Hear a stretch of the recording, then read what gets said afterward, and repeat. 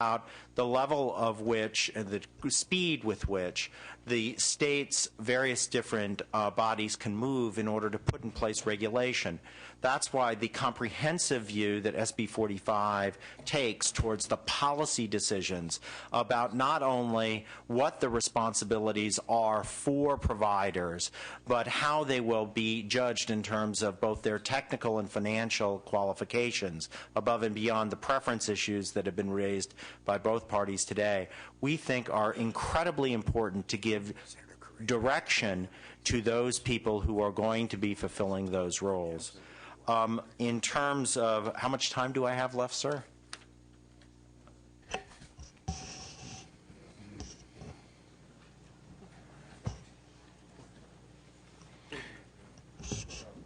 I think we're okay if I can give him a couple of minutes, Mr. Chair. Lou, are you, Senator Correa, you're good with that? Members, are you, Tom, you're okay? Absolutely. Thank you very much, Mr. Chairman Anderson. I think that the important thing is to underscore some of the points that were raised by both authors, that this is an issue that has been before the legislature now for 2.5 years, that there have been extensive hearings with respect to these matters, that in fact gaming continues to take place in the state of California, and that there is nothing in place that protects minors, protects problem gamers, and protects players in order to ensure that games are free of fraud and abuse.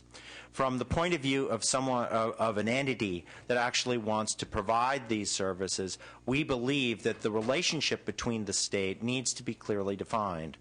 It needs to be defined either in terms of a regulation and call it fee, call it tax entity, or in our minds, the better way to go forward is the franchise model that the chair talked about just previously, because we believe at the end of the day that that not only protects the asset of the state, but it also protects the partners who are going to be responsible for taking care of those important state interests that are at stake here. In other words, those interests to make sure that players are over 21, to make sure that problem gamers have the ability to exclude themselves, to make sure that players are playing in games that actually are free from fraud and collusion, and to ensure that the state's revenue-raising goals are in fact achieved in a fashion that are most manageable over time and require the least amount of legislative back and forth in a manner that I think that the chair adequately described.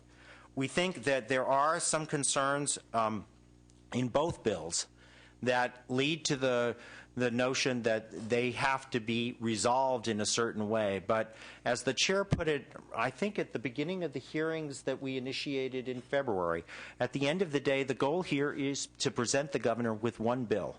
And so if one looks at a Venn diagram, there are many, many areas in which these two pieces of legislation overlap and where there can be successful resolution. And it's what's outside those Venn diagrams where one bill takes one approach or one bill takes another approach. So this issue about whether one should be looking at a regulatory model or whether one should be looking at a procurement or a franchise-based model is one that should be one that could potentially be easily resolved in a period of time so that we act quickly for the various different reasons that are said going forward. And I think that one of the benefits of the hearing today has also been to take into account the serious concerns that have been raised by various different people about what they need in a bill in order to be able to see something go forward. Mr. Chair, I have brought with me Ronald Schmidt, who is an economist. Dr. Schmidt did the original study on, what was it, SB 1485 last year, and basically came to some conclusions given proprietary data that's not very dissimilar from the conclusions that Mr. Gage reached. I think that this speaks to the notion that there is a lot of similarity here with respect to the kind of job creation that can take place and the kind of revenues that the state can receive in a model that does in fact protect the integrity of the state's assets and is not only fair to the people of California in protecting those interests that the state decides are important, but also to the providers as they decide whether or not if to engage in this and how going forward. Mr. Chair, I'm open to your comments. I thank the committee for my time and the extension of time, and I do thank again Senator Correa and Senator Wright for their work in this effort. Thank you very much. I'd like to open it up right now for questions from the panel here, if any of the members have questions. Then, if we have some additional witnesses from the crowd that'd like to come forward and speak, we've already spoken to SB 40, so let's limit our remarks to SB 45. If there's anybody out there that wants to come forward.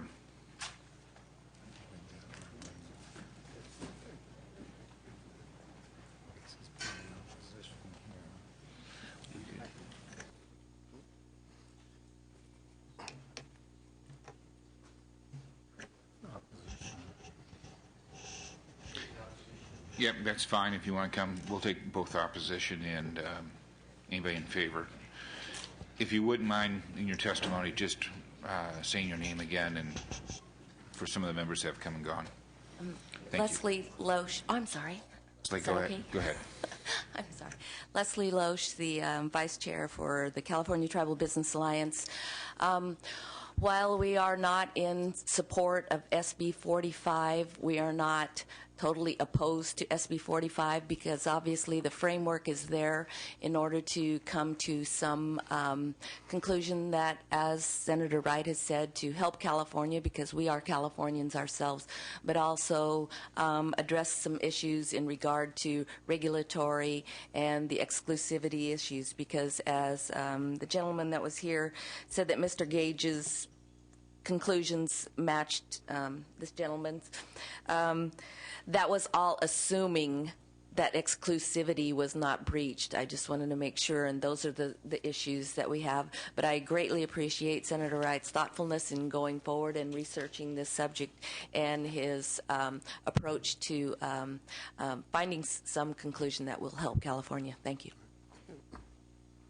If we could have people line up that want to speak, and then we'll just alternate back and forth between these chairs. Just come on down, and we'll just try to limit your comments, though.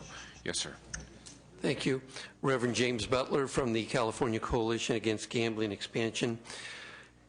As you pointed out, many of our concerns of SB 40 are also found within SB 45. However, there are some specific elements that we would like to address as well. Some of the findings, for instance, as were even identified here today, that it is a positive for the state of California. I would challenge some of the economics in terms of a simple cost-benefit analysis. Currently, there is, and Senator Wright may have different numbers than I have, and it's probably worthy of a discussion at a different time. But at this point, gambling currently costs the state of California more than $1 billion a year. This will increase that cost. And it, at some of the most optimistic elements, only brings in some $100 million per year. So there's something that has to be offset. And in terms of fiduciary responsibility, we want to be absolutely certain and clear that the benefit will outweigh the cost. I also want to commend this particular bill, and if it is to be passed, hope that some of it can be incorporated, especially some of the reporting elements that are found within this bill that will require, it's on the bill, page 49, and it's in Article 10, require the kind of reports that have to be made. I would hope that it might also include a cost-benefit analysis on a regular basis, not only to see how it may be performing, but how it is being balanced by the expenditures to the state in both economic and social cost. There is also a hope that if this were to pass, and again we hope it will not, that it will also include some of the same registration requirement that will allow the state to identify exactly who is playing and seeing that these are people who are not receiving benefits from the state, which in essence will be used to bank or fund their gambling expenses. There is safeguards. I hope that these will be expanded to, as I said before, limit the maximum amounts that can be lost, and hope that before this is enacted, that we will again acknowledge and recognize that discretionary dollars are not all spent on gambling. So if more gambling is made available, it will have not only the social impacts on our society, but the economic cost as well. If we need more information, I'm glad to provide it, but I know our time is limited. Thank you very much. Thank you very much. Yes, sir.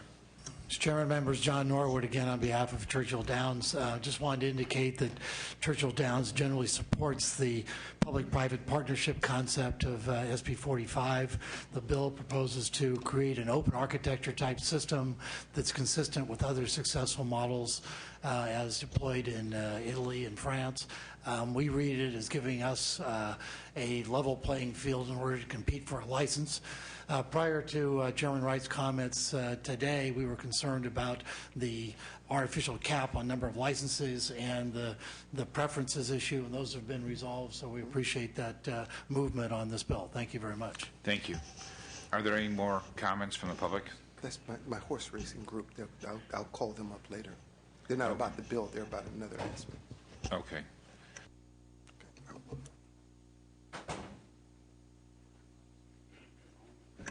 I think that closes the presentation for SB 45.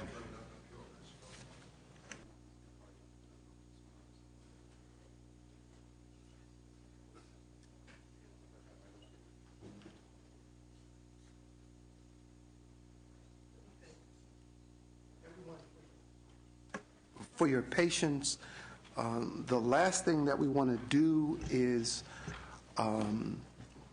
hear from other interests. I saw Mr. Baffert, and I referenced him earlier. I know there are a group of people who are involved in the horse racing industry, and I'd like to ask them to come forward at this time.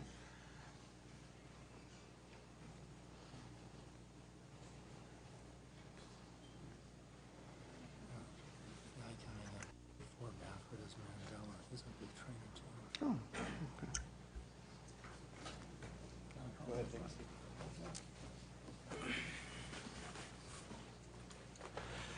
Mr. Chair and members of the committee, my name is Jack Owens. I'm chairman of the Thoroughbred Owners of California. I thank you very much for your invitation to us to speak.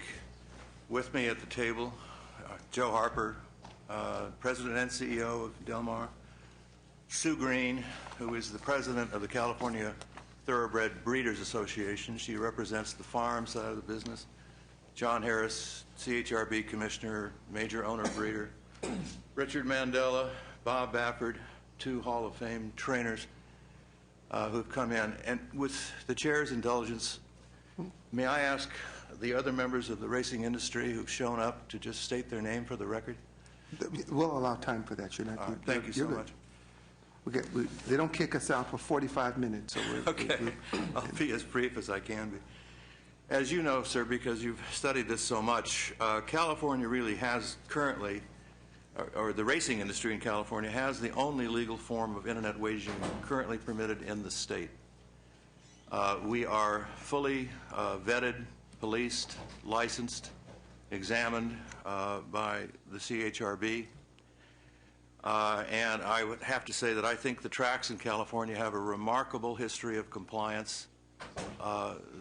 We have beautiful racetracks that have been very well behaved in the area of compliance with the gambling laws.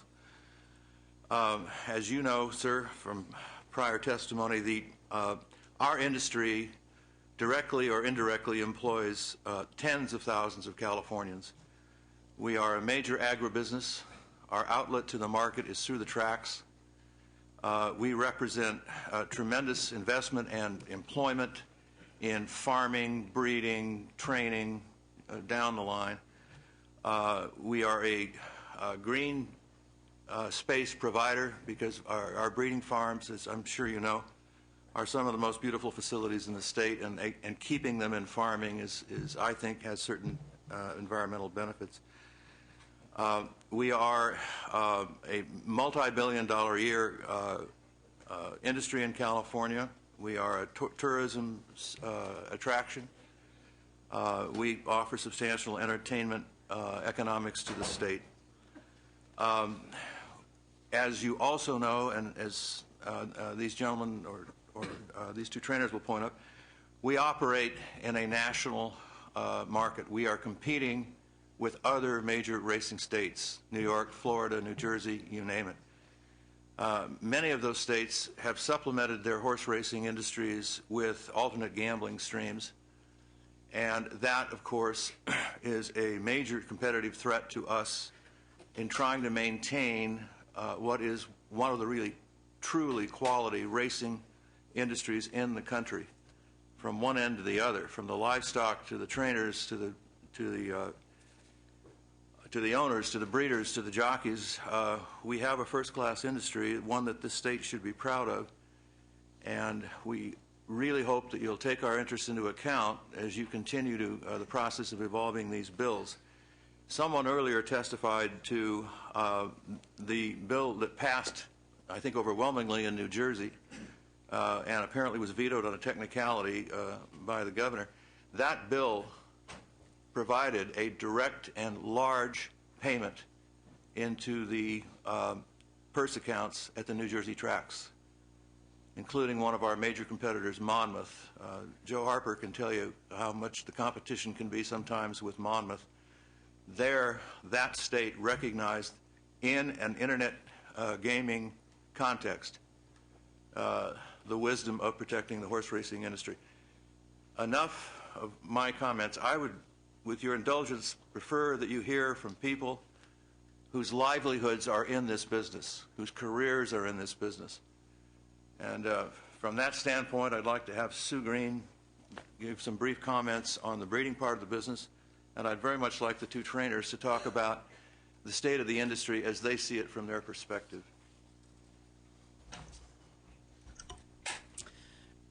My name is Sue Green, and I am the current president of the California Thoroughbred Breeders Association. I have been involved with thoroughbred racing since 1969. It is my sole source of income. It has provided for me. I've built 3 farms, one in Southern California and 2 in Northern California. I currently reside in Northern California and have a 64-acre farm where I breed thoroughbred racehorses. In representing the California Thoroughbred Breeders Association with over 1,500 members and 200 farms located throughout California, we represent the 3rd largest thoroughbred producing state in the country with an annual foal crop of about 2,200. We supply the horses needed to fill the cards that support racing. The breeders and farms represent the backbone of our industry. We provide broodmare, stallions, young horses, foals, breaking and training, as well as retirement homes for older horses. For those of you who don't understand that terminology, we have the mommies, the daddies, the teenagers, the youngsters, and we also have the second chance homes for horses who your sons and daughters might be riding currently today. Our industry provides over 50,000 jobs that are not limited just to farms or the backsides of the racetracks. Our industry relies on hay growers, grain production, mills that provide bedding material, as well as those that remove manure, veterinarians, farriers, insurance providers, as well as the racetracks themselves and those employed by all the tracks and the fair facilities. We are a $4 billion a year entity to the state of California through agribusiness, tourism, as well as entertainment through that horse racing provides. Our Calbred program, which means the foals are born in California and raised in California, makes up over 55% of the field sizes statewide. Without these Calbreds, at our various racetracks, there would be no racing in our state. Our recent implemented Calbred bonus program has helped our breeders and owners and trainers, but we are still facing numerous threats to this great industry. We are losing horsemen and women to other racing states that have been able to significantly grow their purses and incentive awards programs through the addition of slot revenues. Certain states, which were never a serious threat to our industry, are now thriving due to larger purses and returns on their investments. The costs associated with our industry have increased steadily, and purses have not kept pace to offset these rising costs. We need the opportunity to increase our purse structure, thus making it possible to enhance our incentive programs and reward our breeding programs with the better financial opportunities. As breeders, we are dependent on the demand for the product we produce. All the rising costs incurred with ownership and stagnant purses have a negative effect on the farms and all that they encompass. California's breeding and production entity would have a positive effect if we were able to receive financial contributions generated from internet poker. We need everyone in the room to understand just how important it would be to the breeding industry and to racing, a huge agribusiness in California, if we were allowed a seat at the table. Thank you. Thank you. Mr. Chairman, thank you for those kind introduction. I'm Bob Baffert, horse trainer, and to my left here, another Hall of Fame trainer, Richard Mandela. I grew up in Arizona training horses, and in the late 70s, I was doing pretty well, but for some reason, every time a horse trailer with blue license plates came over, they used to just kick our butts. So I decided I'm tired of that. 1983, I came to California. First thing I did, I went out and got myself a blue license plate, and ever since that, I've been very fortunate and blessed to been able to train some really great thoroughbreds that have gone on to win Kentucky Derbies and Preaknesses, Belmont, so forth. And I've been so proud every time. I've been to every racetrack in America, and believe me, nothing compares to the racetracks that we have here in California.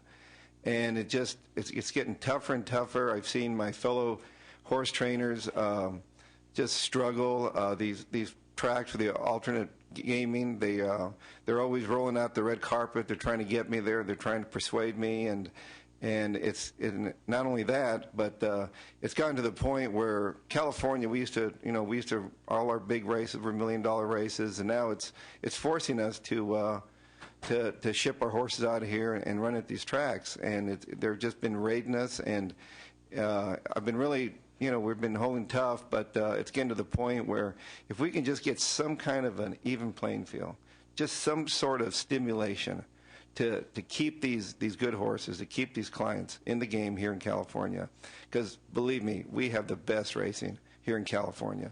And it's something, that's why I'm up here. I've never been involved in anything like this. I think it's fantastic.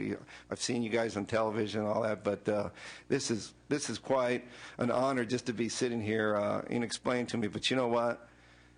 I do not want to leave California. I want to stay here, and I think what they're talking about here today, I think it's the greatest idea. Chairman Wright, your speech up there was phenomenal. I wish I could speak that well, and I'd have more clients.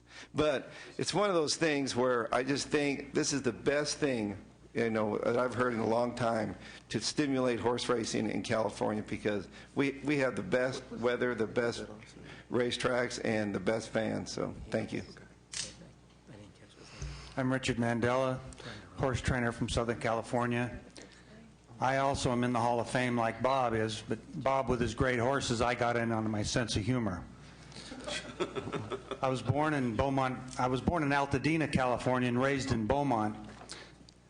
Broke yearlings on a big ranch named Three Rings Ranch. When I was a young kid, I helped round up cattle on the Morongo Indian Reservation. I'm sure there's people here from there today. You might owe them a fee. They might owe me. I never got paid. It's child labor. Anyway, like Bob, I made it to win some big races, not as many as he has. Made it into the Hall of Fame. But the last few years, with the other states having the impact of wagering outside of racing to supplement their purse structure, you have to travel, and the owners that we have see these big purses and big races, and they continue to say to me, which state would you want to move to? And I'd say, I'm a Californian, I'm here to stay. But we do have the pressure to move. The stable area is probably half the size of the horse population that it used to be. My son's 39 years old. 3 years ago, had a stable of 32 horses. He's down to 16. I think that's typical of the average trainer in California right now, other than people as lucky as Bob and myself. I mean, we're doing okay, but the average and the guy trying to work up to be something is getting discouraged. racing can't take many more blows to it. The lottery hit us, the Indian tribal gambling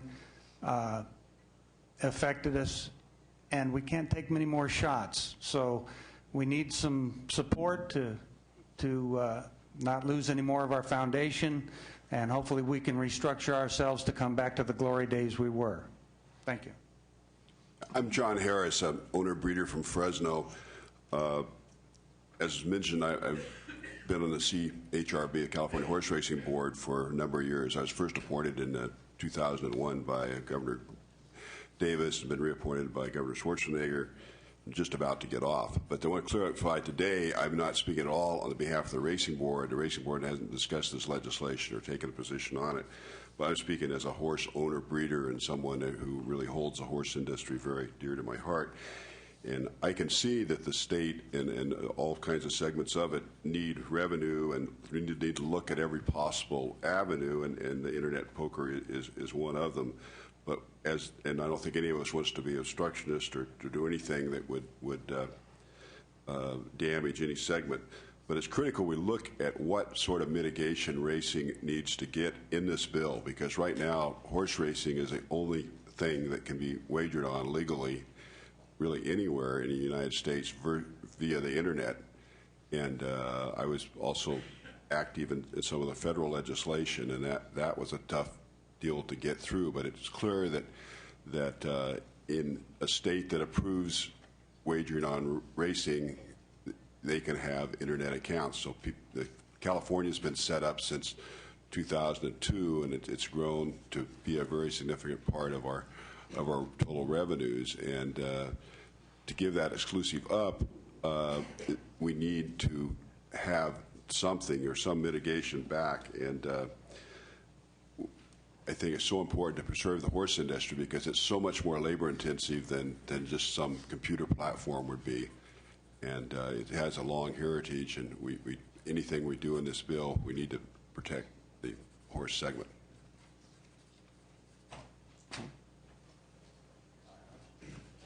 Joe Harper, president of Del Mar Racetrack. I'll be brief, and I don't want to repeat what these guys have said because they said it much more eloquently than I could, but they're very correct. It's there's a lot of problems in this industry, and a lot of it has to do with competition and unfair competition, in my opinion. It was mentioned about New Jersey getting as much revenue as they've been getting. It's a competition for horses. With every horse that leaves the state of California, a bunch of jobs go with it, whether they're exercise riders, grooms, hot walkers, whether they're SCIU mutual clerks or Teamsters in the parking lot, ticket takers in our business. Jobs go out. More than one or two or three jobs go out with every horse that leaves here. It's imperative that we get parity in this bill. We have to be included in it. It's a double hit if we don't. If we don't, we're going to get impacted by internet poker and have no benefit from it. And if we don't, we're going to get impacted unfairly by our inability to compete with the other states. This is probably the most important piece of legislation I've seen come up that would affect our business in many years. And I just urge you to keep racing in this bill and to keep parity with the Indian tribes and the card clubs. Thank you. Thank you very much. Excuse me. I'm Gloria Haley, Vice President of Northern California, representing California Thoroughbred Trainers. We are in support of SB 45, and secondly, we are in support of an amendment to the Korea bill adding horse racing. Thank you. Let me pose a question to the group and Mr. Harris and Mr. Owens. I'm not sure. Clearly, the marketplace for gaming is changing.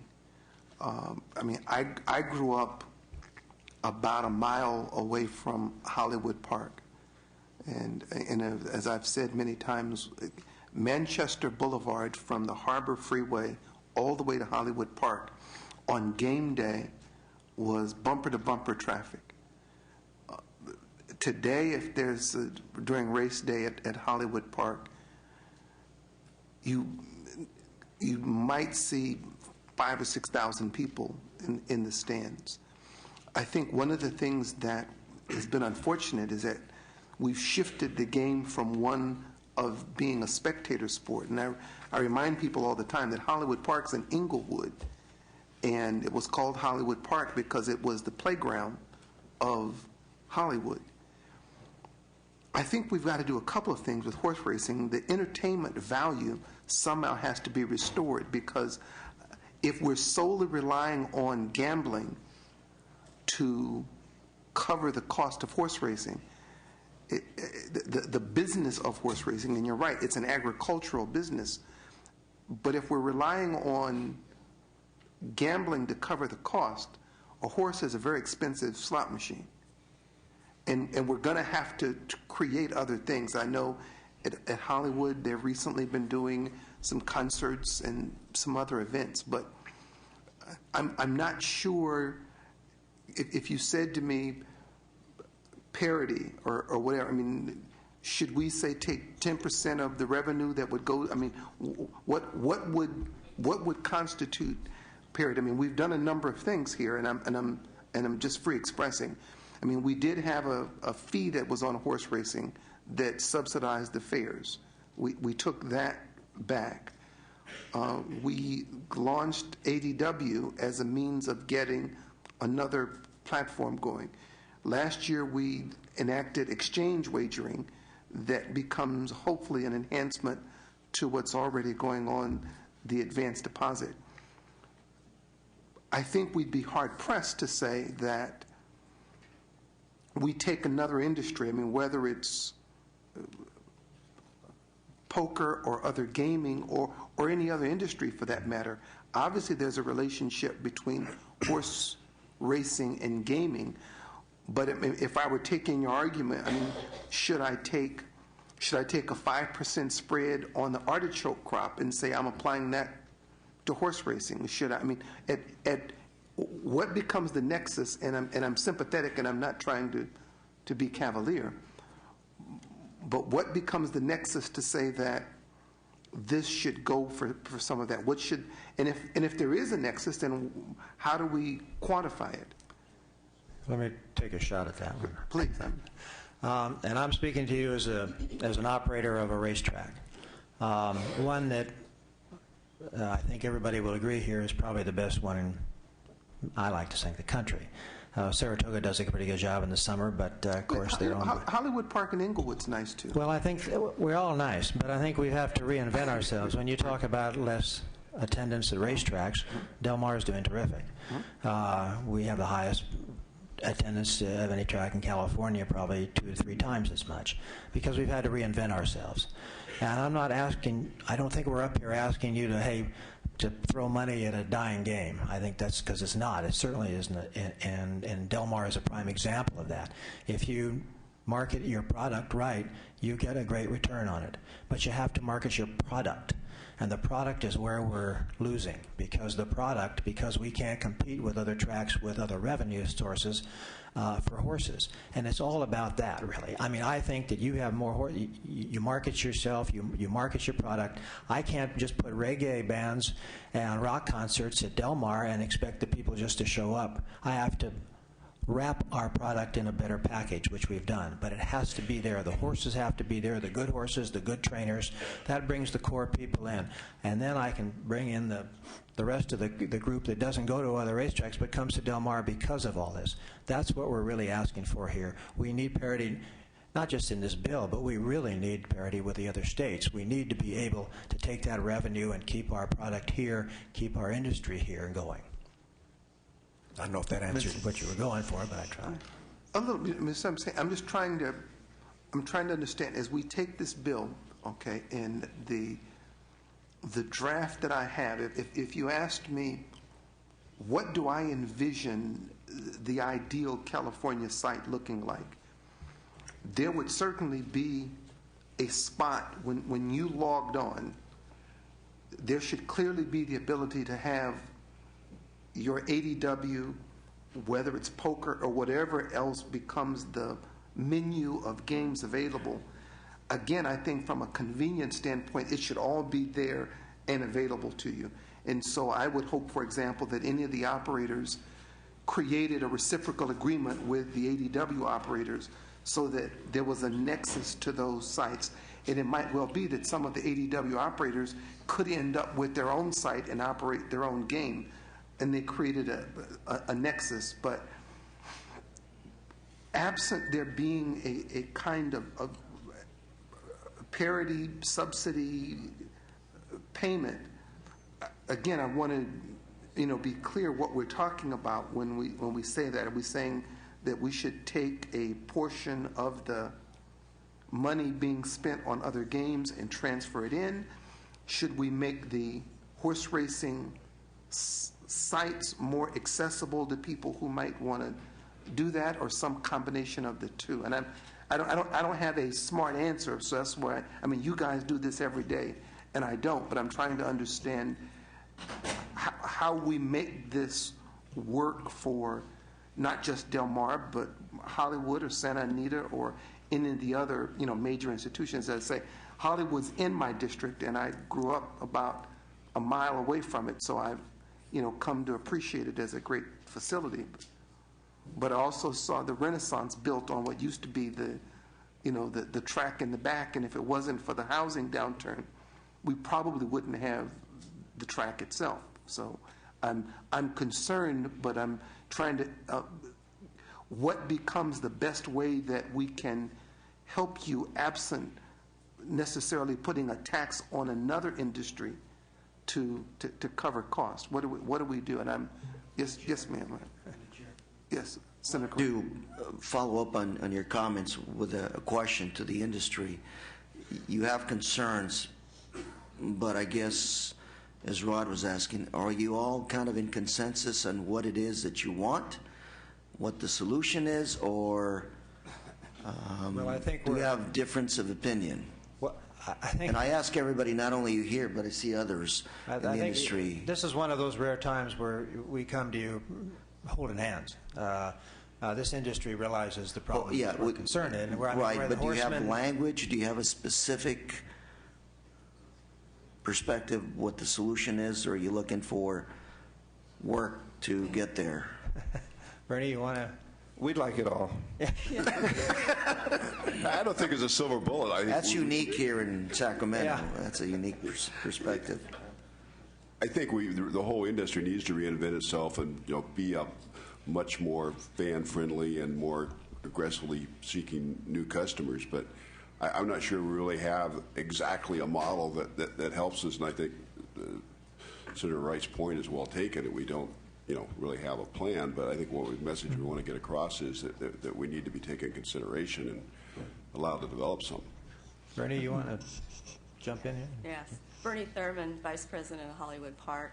Racing has been part of my life for as long as I can remember. I think what we're in support of is having parity in being in the starting gate when all the players begin the process. We want to be part of the process. I don't think we're looking for a handout. We want to be there at the table on a level playing field. Okay, but yeah. Okay, do you want to bid for a site or? Yes. Okay. Yes. Okay. Yes. Well, one of the differences in the two proposals that you heard today, I have no problem with that. My thought would be, and I'm thinking now, ideally, what I think ought to happen would be that your industry might pair up with some of the other people, because again, what I find that people enjoy when they're shopping for things is that you might have, for example, and I'm thinking now about, I was at Hollywood a couple of weeks ago, and during the break times between races, I had the ability to bet on other races that were going on other places. So between race 6 and 7, I could go to the window and I could bet on a race that was being televised from another location. And one of the things, for example, it's been my experience watching some of the gaming sites, is that I get a player who is just signed on to the California site, except there are only 2 people waiting in the queue to form a game. I'm going to need to do something in the interim to hold that player from saying, hell with it, there's nobody for me to play. An ideal thing might be, for example, if the Del Mar card was also a part of the site. And so if that website said, oh, we should have a game for you in the next 5 minutes, but meanwhile, the 7th race at Del Mar is about to kick off, and you might want to consider placing a bet. I mean, again, the site to me that we set up needs to provide those kind of conveniences so that, A, the California gaming site doesn't lose that player, because we give him options of other things that he can do as his poker game is forming. That would certainly be something that I think that any operator would welcome as a means of having their game site work. And I would certainly have no problem with doing that, and certainly looking forward even to there being a partnership that would occur where you might become one of the partners in a site, and your contribution might be the fact that you bring your product to the site. And I'm acknowledging that what you have is a product that has value, and that would be perhaps your contribution to the site, and how the financials were worked out would be a business decision that you would make with the other persons who are doing business. But I don't personally see a problem with that, and the way that we've written SB 45, that would be completely compatible with what would work. Through the chair? Yes. So you do have a consensus that you have a solution? I mean, you have some language that we can share, we can look at? Yes, no? Yes with an exclamation point, or with a question mark at the end? My name's Rob. I haven't heard the answer. Hold on just a second, sir. Can I have an answer? Are you all pretty much in consensus of what it is that you're looking for? Yes. As an industry? Yes? Yes. Yes. Yes? Yes. I just want to make sure, because as I listen to your, support if amended or opposed if amended, unless amended, the other opposition that earlier, the point was made that we shouldn't be in a hurry.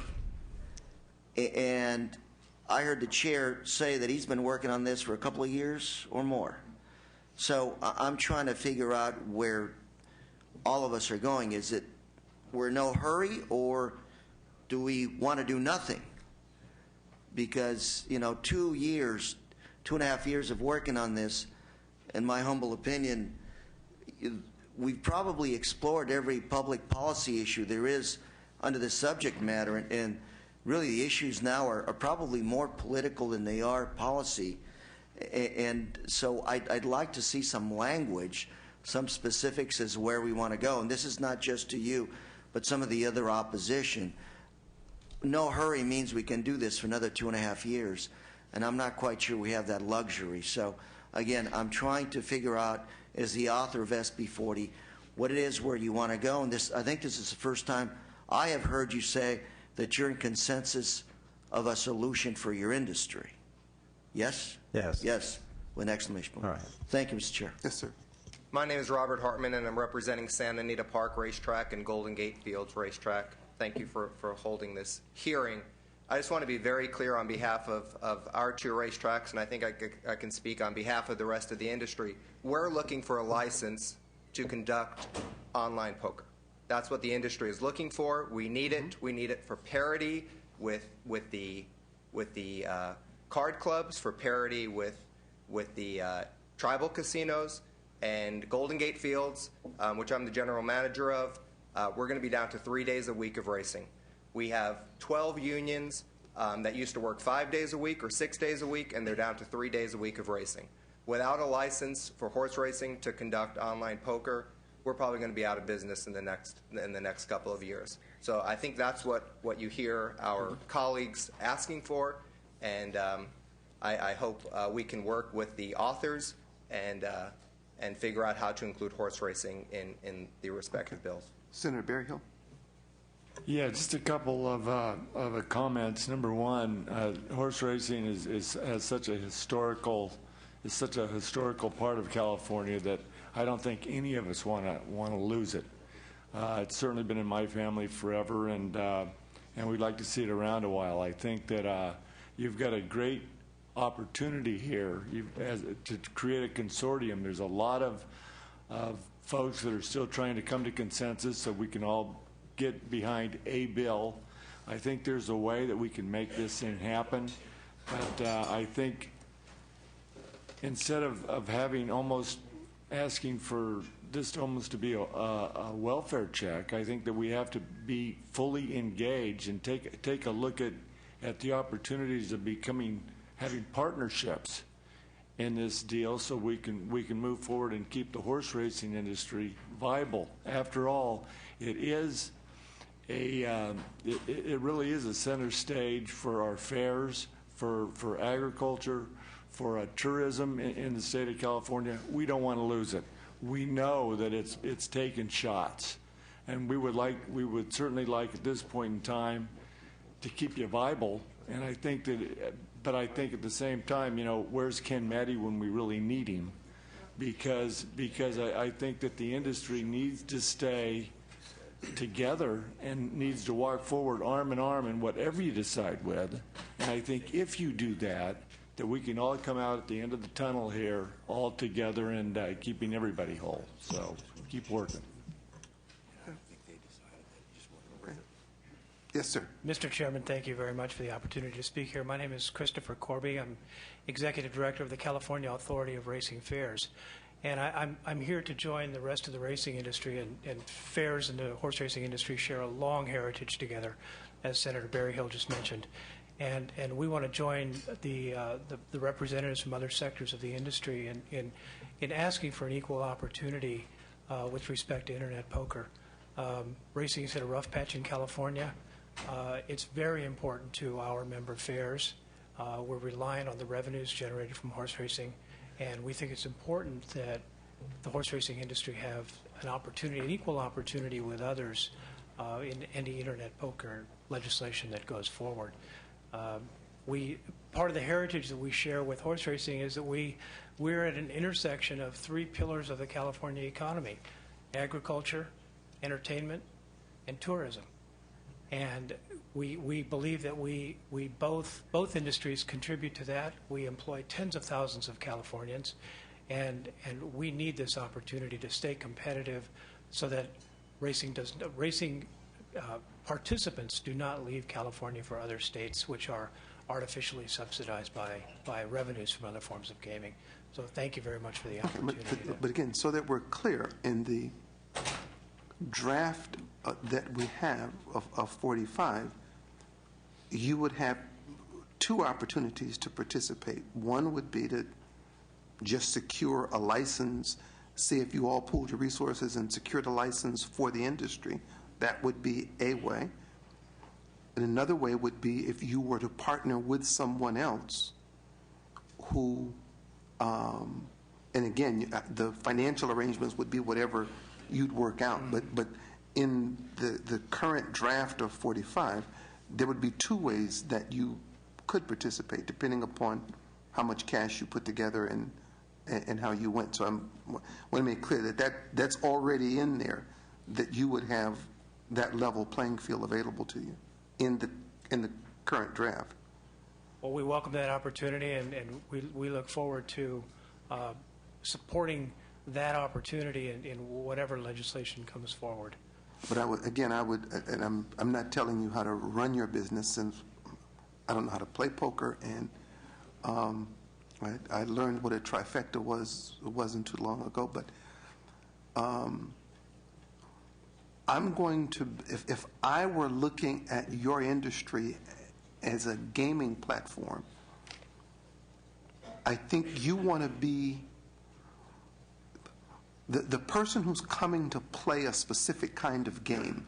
And it might be that they came on the site because they wanted to bet on a horse race someplace.